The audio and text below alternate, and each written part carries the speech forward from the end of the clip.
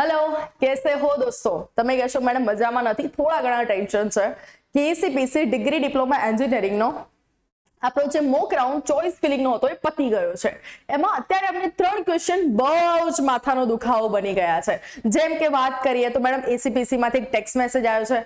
Madam બીજી વાત કરીએ તો ચોઇસ ફિલિંગને લોક કરવાની હતી કે નહીં કરવાની એ ટેન્શન છે. અને ત્રીજી વાત કરીએ કે ચોઇસ ફિલિંગ જ કરવાની રહી ગઈ છે. મેમ આ ત્રણેય કન્ડિશનમાં તમને શું લાગે છે કે અમારે શું કરવું જોઈએ? અમને એવું લાગે છે કે 11th 12th નું જે વાંચવાનું તેને બહુ ઈઝી હતું કમ્પેર ટુ આ જે ચોઇસ ફિલિંગ કરવી, રિસર્ચ કરવું, કઈ બ્રાન્ચમાં જવું ને રિસર્ચ કરવું કે કઈ કોલેજમાં એડમિશન લેવું, એના કરતા પણ વધારે ડિફિકલ્ટ કામ છે. દોસ્તો ટેન્શન લેવાની જરૂર નથી, એટલે જ તો તમારા માટે અમે અહીંયા છે પ્રિયેશ અને હું ભૂમિ પટેલ તમારા બધાનું સ્વાગત કરીએ છીએ પ્રિયેશ વિદ્યાપીઠ ચેનલ, જેને તમે ઝળહળતો પ્રેમ આપી જ રહ્યા છો. પ્લીઝ પ્રિયેશ જ્ઞાનપીઠ ચેનલને પણ તમે આવી જ રીતે સપોર્ટ કરો છો. નવા છો તો પ્રિયેશ જ્ઞાનપીઠને સબસ્ક્રાઇબ કરી દો. આજે આ ત્રણેય ક્વેશ્ચનની મૂંઝવણ હું તમને દૂર કરી દેવાની છું. સૌથી પહેલા તો એસીપીસી નો મેસેજ.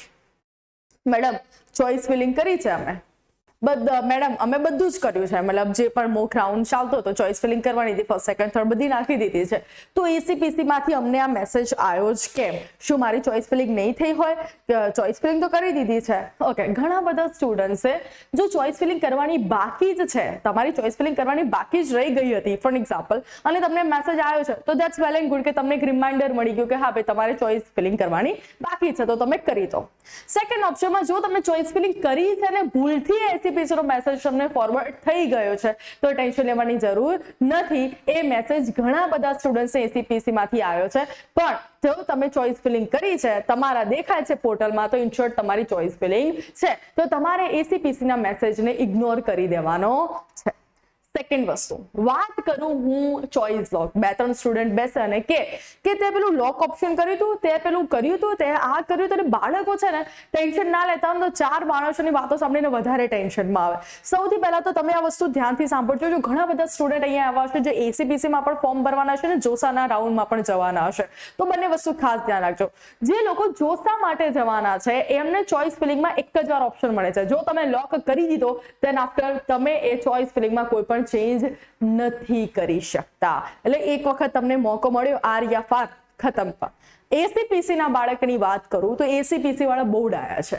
તમને એટલા બધા મોકા આપે છે ને કે મતલબ ફોર એક્ઝામ્પલ તમારો મોક રાઉન્ડ 3 થી 4 દિવસનો કે 5 થી 6 દિવસનો હોય, તમે ચાહો એટલી વાર મરજી પ્રમાણે રાતે 2 વાગે તમને વિચાર આવે કે મારે પહેલી ને છઠ્ઠી કરી દેવી છે ને 5મી પહેલી કરી દેવી છે, તો પણ તમે કરી શકો છો. દિવસમાં 1000 વાર તમે ચોઇસ ફિલિંગને ચેન્જ કરી શકો છો.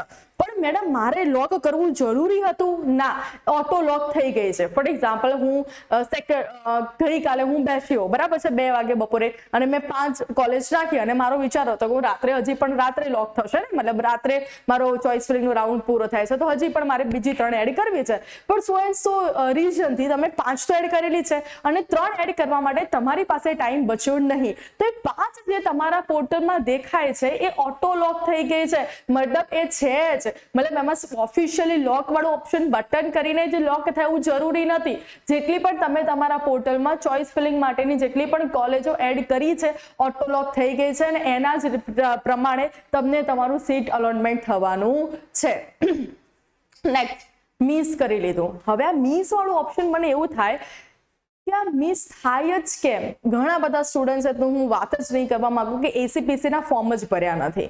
હવે તમારું જો મિસ થયું છે એનું રીઝન 2 હોઈ શકે. એક તો મિસ કર્યું છે, તમે ચોઇસ ફિલિંગ કરી જ નથી, તો તમારી ભૂલ છે કે તમે એટલા અપ ટુ ડેટ નથી રહેતા. તમે નથી રહેતા પણ અમે તો રહીએ જ છીએ કે તમને time to time every day યાદ કરાવીએ છીએ કે 2 દિવસ બાકી છે, 3 દિવસ બાકી છે. ઇવન પ્રિયેશ સર આખો દિવસ લેક્ચર લેવા પછી પણ તમારા માટે લાઈવ ચોઇસ ફિલિંગ કરાવે છે.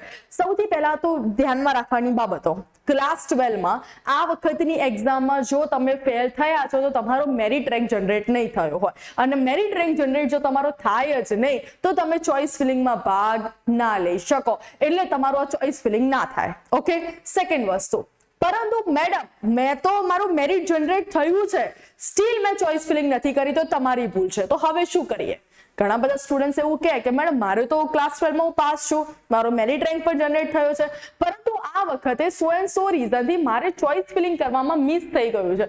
કોઈ વાંધો નહીં બેટા, મોક રાઉન્ડ જતું રહ્યો તો આવતો જે નેક્સ્ટ રાઉન્ડ આવે એ વખતે તમે ચોઇસ ફિલિંગમાં ભાગ લઈ શકો છો. હવે તમારે ઘણા બધા સ્ટુડન્ટ્સ એવું કહે કે ના આ વખતે ભાગ લીધો હોય તો જ એમાં લેવાય. ના, એવું ના હોય. એ વખતે તમે ફરીથી તમારી બધી ચોઇસ ફિલિંગ અલગથી કરી શકો છો.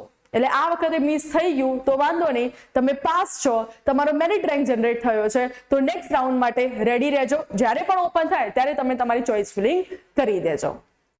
નેક્સ્ટ વસ્તુ, ઘણા બધા સ્ટુડન્ટ્સનો સેકન્ડ ક્વેશ્ચન, મેડમ ઇમ્પ્રુવમેન્ટ એક્ઝામમાં અમે આપવાના છીએ, અત્યારે મારો મેરિટ રેન્ક જનરેટ નથી થયો, હું ફેલ છું, આઈ અન્ડરસ્ટુડ, પણ ઇમ્પ્રુવમેન્ટ એક્ઝામ આપીને હું પાસ થઉં પછી મારે ચોઇસ ફિલિંગ ક્યારે ચાલુ કરવાની? બસ ઇમ્પ્રુવમેન્ટ એક્ઝામ તમે પાસ કરશો તો તમારો મેરિટ રેન્ક જનરેટ થઈ જશે, તમારું રિઝલ્ટ અપડેટ થઈ જશે ઓટોમેટિકલી એસીપીસી ના પોર્ટલ ઉપર, તમે પાસ થઈ જશો, મેરિટ રેન્ક જનરેટ થઈ જશે, અને પછી જ્યારે આપણો રાઉન્ડ 2 ચાલુ થશે એ રાઉન્ડ 2 થી તમારી અલગથી આખી ચોઇસ ફિલિંગની પ્રોસેસમાં તમે ભાગ લઈ શકો છો.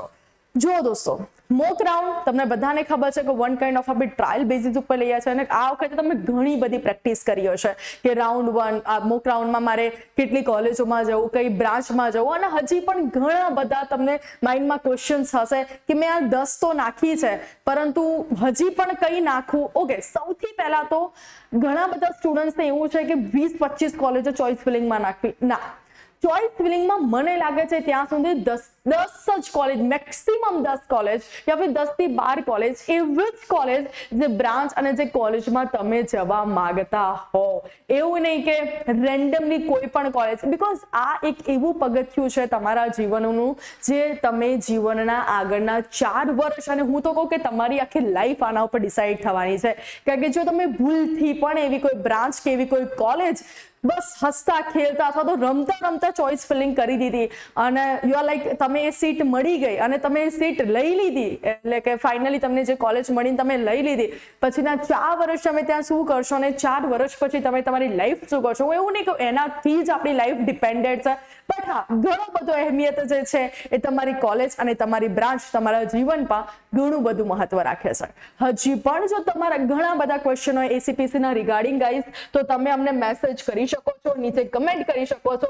ડેફિનેટલી અમે ટ્રાય કરશું કે તમારી બધી જ કમેન્ટ જે છે એના રિપ્લાય આપે, અથવા તો એક પ્રોપર એમનો વિડીયો બનાવીને, જેથી તમને તો તમારા આન્સર મળી જાય, બાકી બધા સ્ટુડન્ટ્સને પણ કદાચ કન્ફ્યુઝન હોય તો બધાનું ક્લિયર થઈ જાય. તો પ્રિયેશ જ્ઞાનપીઠને સબસ્ક્રાઇબ કરી છે તો ધેટ્સ વેલ એન્ડ ગુડ, એને પણ નથી કરી તો કરી દો.